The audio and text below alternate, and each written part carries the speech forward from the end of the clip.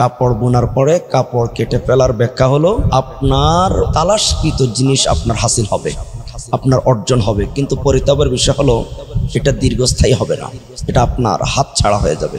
তুলা, চুল, রেশমি কাপড়, এগুলো সবগুলার একই ব্যাখ্যা। আর আপনি যদি স্বপ্নে দেখেন আপনি কাপড় ভাঁজ করতেছেন, তাহলে এটার ব্যাখ্যা হলো আপনি সফরে যাবেন, যে কোনো স্থানে আপনি সফরে বের হবেন।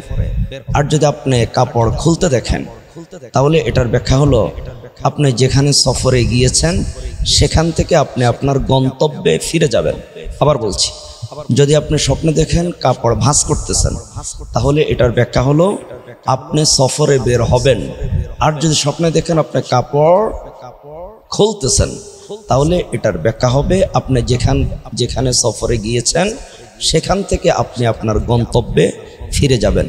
এমনটা ব্যাখ্যায় লিখেছেন মুহাম্মদ ইবনে শিরিন রাহমাতুল্লাহি আলাইহি তার তাবির ও রোয়া এই কিতাবের মধ্যে।